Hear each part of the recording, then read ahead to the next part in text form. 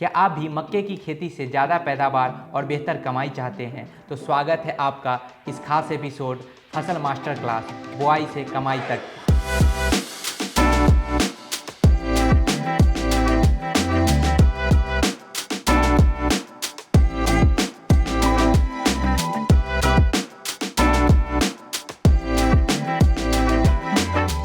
आज के इस वीडियो में हम मक्के की आधुनिक खेती के बारे में पूर्ण जानकारी A to Z जानेंगे।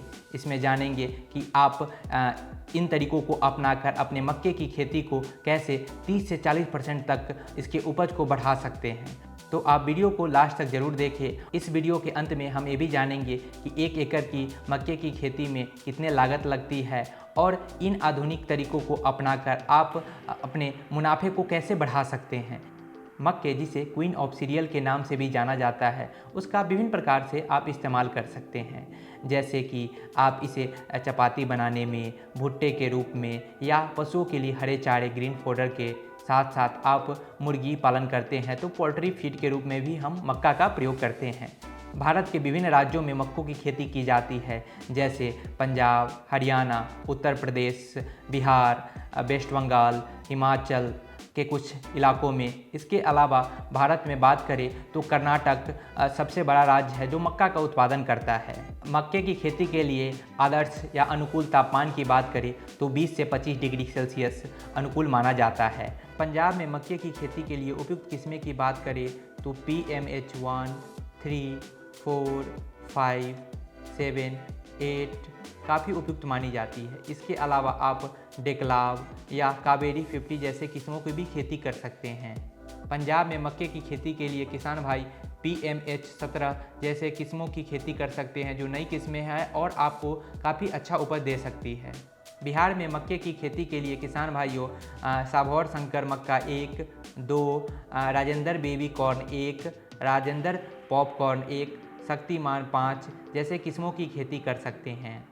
हरियाणा में मक्के की खेती के लिए उपयुक्त किस्में की बात करें तो HQ PM1, HQ PM4, HQ PM5, HM4, पूषा पॉपकॉर्न हाइब्रिड जैसे किस्मों की खेती कर सकते हैं। अगर आप भारत के किसी भी राज्य से इस वीडियो को देख रहे हैं और जानकारी लेना चाहते हैं कि आपके राज्य के लिए मक्के की खेती के लिए उपयुक्त किस्में कौन सी हो सकती है, तो अपनी खेती ऐप के प्रश्न पूछे सेक्शन में जाके आप अपना सवाल पूछ सकते हैं। हमारे जो एक्सपर्ट है, माहिर है, आपके सवाल के जवाब देंगे।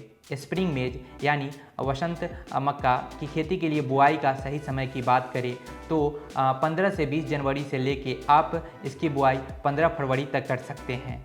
अब जानते हैं कि मक्के की खेती के लिए हम खेत को कैसे तैयार करें। तो खेत को 3 से 4 बार गहरी जुताई कर ले। ध्यान रखें कि जुताई की जो गहराई हो वो 25 से 30 सेंटीमीटर हो, ताकि आपका खेत अच्छे से तैयार हो और मक्के का अच्छा उत्पादन दे सके। ध्यान देने वाली बात है कि खेत में किसी प्रकार का कंकर, पत्थर या खरपतवार ना हो, जिससे उसके पैदावार पे असर पड़ती है। मक्के की बुआई के लिए मुख्य रूप से 2 से 3 मेथड का प्रयोग किया जाता है, विधि का प्रयोग किया जाता है, जिसमें डिबलिंग, ड्रिलिंग और ब्रॉडकास्टिंग सबसे कॉमन मेथड है। मक्के की बुआई के लिए दूरी की बात करें तो एक लाइन से दूसरे लाइन के बीच की दूरी 60 सेंटीमीटर, यानी एक पंक्ति से दूसरे पंक्ति के बीच की दूरी 60 सेंटीमीटर और एक पौधे से दूसरे पौधे के बीच की दूरी 20 सेंटीमीटर होनी चाहिए, जिससे मक्के का ओवरऑल ग्रोथ, प्लांट का जो विकास है वो अच्छा हो सके, पौधे का विकास अच्छा हो सके और ज़्यादा वो पैदावार दे सके। मक्के के बुआई के लिए बीज की गहराई के लिए बात करें तो 3 से 5 सेंटीमीटर अच्छा माना जाता है। मक्के की खेती के लिए बीज दर की बात करें तो 8 से 10 किलो प्रति एकड़ के हिसाब से ज़रूरत पड़ती है। और ध्यान देने वाली बात है कि बुआई से पहले हम बीज उपचारित ज़रूर करें। इसके लिए आप कैप्टान या थीरम या कार्बेंडाजिम 2.5 ग्राम प्रति किलो बीज के साथ आप उपचारित कर सकते हैं। मक्के की फसल में सूट फ्लाई का हमला काफ़ी ज़्यादा देखने को मिलता है।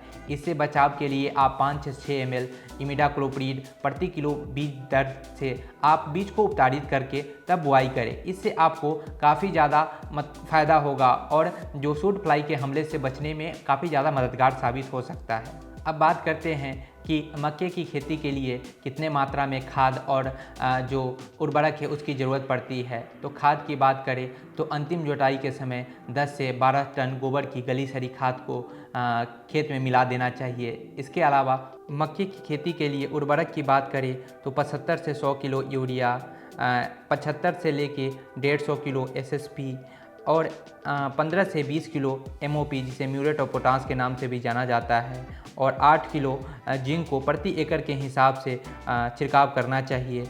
अब जानते हैं कि मक्के की फसल में सिंचाई कब कब करनी चाहिए। तो आमतौर पे 4 से 5 सिंचाई की ज़रूरत होती है। यह डिपेंड करता है कि ज़रूरत के हिसाब से मिट्टी में नमी कितनी है। और सबसे महत्वपूर्ण स्टेज की बात करें मक्के में जो सिंचाई की होती है तो वो टेसलिंग और सिल्किंग स्टेज मानी जाती है। इस समय सिंचाई की काफ़ी महत्वपूर्ण ज़्यादा ज़रूरत होती है। मक्के में खरपतवार की समस्या काफ़ी ज़्यादा देखने को मिलती है।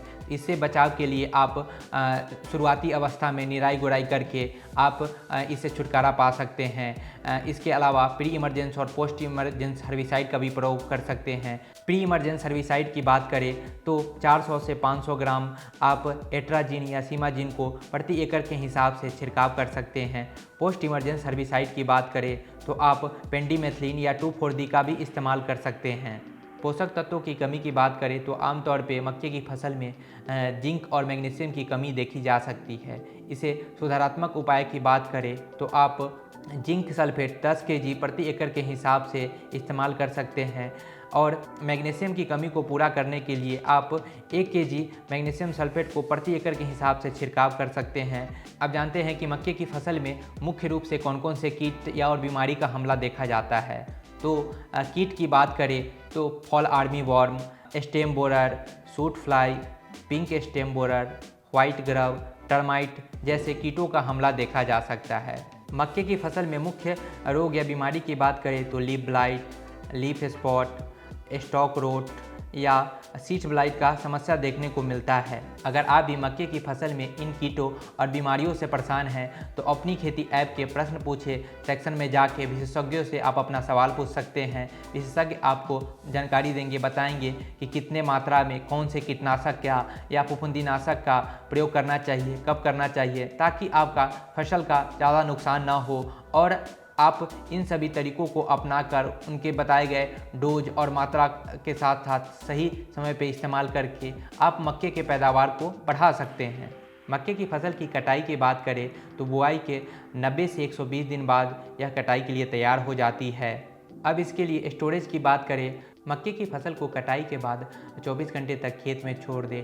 इसके बाद थ्रेसिंग के बाद इसे 4 से 5 दिन तक अच्छे से धूप में सुखा लें, जिससे इसे पर्याप्त नमी जो रखने में अनुकूल होगी। जो नमी की बात करें तो 12 से 14% इसके लिए स्टोरेज के लिए उपयुक्त मानी जाती है, जिससे आप मक्के की फसल को अच्छे तरीके से घर में रख सकते हैं, स्टोर कर सकते हैं।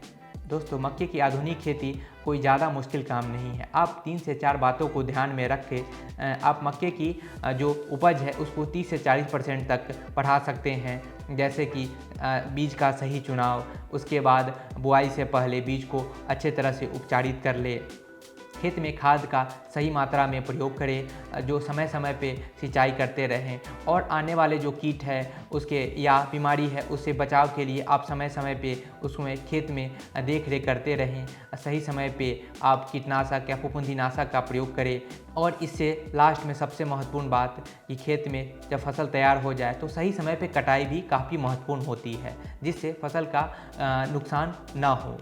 जैसा कि आपसे मैंने वादा किया था कि इस वीडियो के लास्ट में हम जानेंगे कि 1 एकड़ में अमूमन कितने मात्रा में लागत लगती है, कितने खर्च होते हैं और आप कितना कमाई कर सकते हैं, पा सकते हैं मक्के की आधुनिक खेती से। तो बीज, खाद, कीटनाशक, सिंचाई, मजदूरी और मार्केट पहुंचाने तक का खर्च की लागत की बात करें तो 15 से 20 हज़ार के आसपास प्रति एकड़ के हिसाब से लगते हैं।